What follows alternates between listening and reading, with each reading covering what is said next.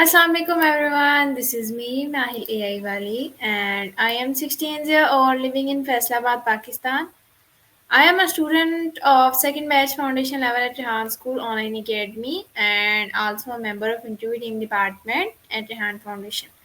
So आज भी मैं आपके साथ एक बहुत ही ज़बरदस्ती टेक टॉक लेके आई हूँ जिसके स्पीकर का नाम है रेवन टैंग। ये नाम थोड़ा सा अजीब है लेकिन और इनका टॉपिक जो था वो बहुत ही अच्छा था। वो था be humble and other lesson from the philosophy of water.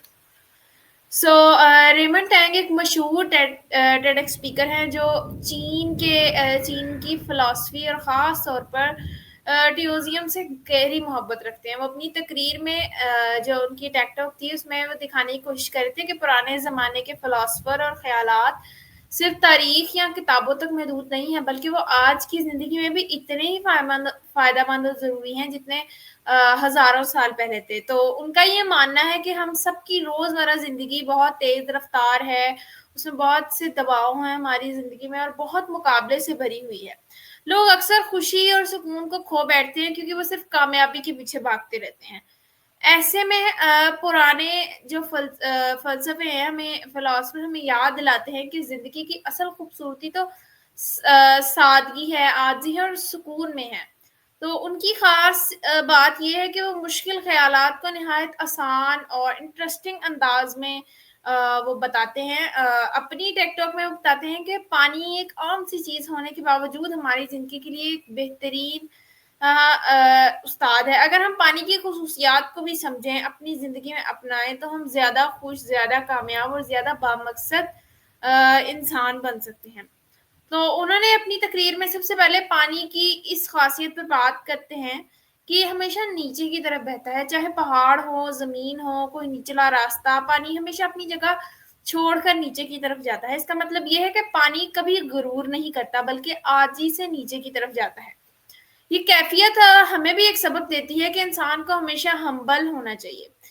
दुनिया में वही लोग इज्जत पाते हैं जो दूसरों को अपने से छोटा नहीं समझते बल्कि सबके साथ एक जैसा सलूक करते हैं, बर्ताव करते हैं।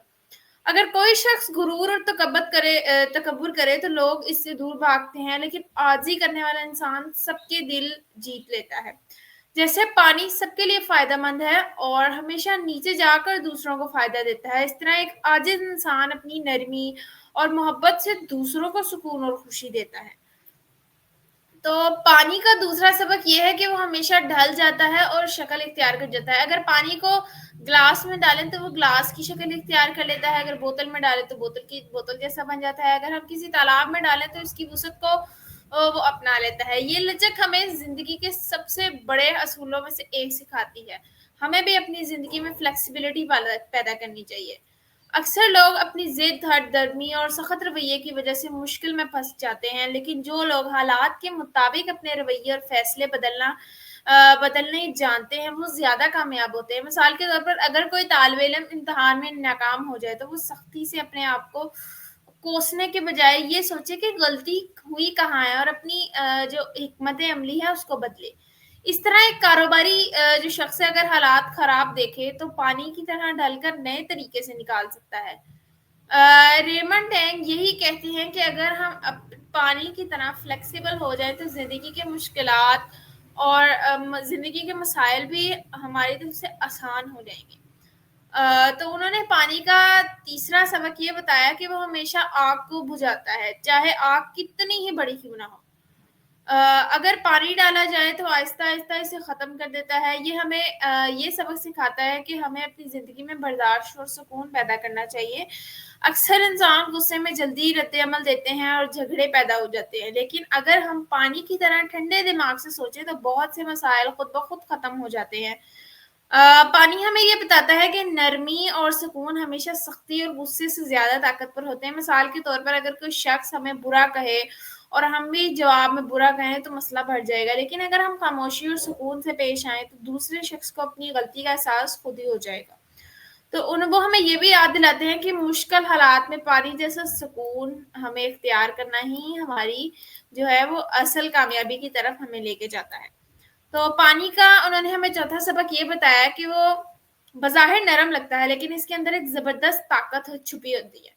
पानी आहिस्ता-आहिस्ता पत्थरों को भी काट सकता है, ज़मीन की शक्ल भी बदल सकता है और बड़े से बड़ा पहाड़ भी इसके सामने ज़्यादा खड़ा नहीं हो सकता। ये कैफ़ियत हमें ये सिखाती है कि हमें अपनी ज़िंदगी में सब्र और कंसिस्टेंसी पैदा करनी चाहिए। लोग अक्सर जो है वो जल्दी हार मान जाते हैं, लेकिन जो लोग पानी की तरह आहिस्ता-आहिस्ता और मुसलसल मेहनत करते हैं, वो आखिरकार अपनी मंज़िल हासिल कर ही लेते हैं। मिसाल के मिसाल के तौर पर एक तालिब इल्म जो रोज़ थोड़ा-थोड़ा पढ़ता है, वो एक दिन बड़े इम्तिहान में सबको पीछे छोड़ देता है। इस तरह एक आम शख्स जो रोज़ाना छोटे कदम बढ़ाता है, वो भी एक दिन बड़ी कामयाबी हासिल करता है।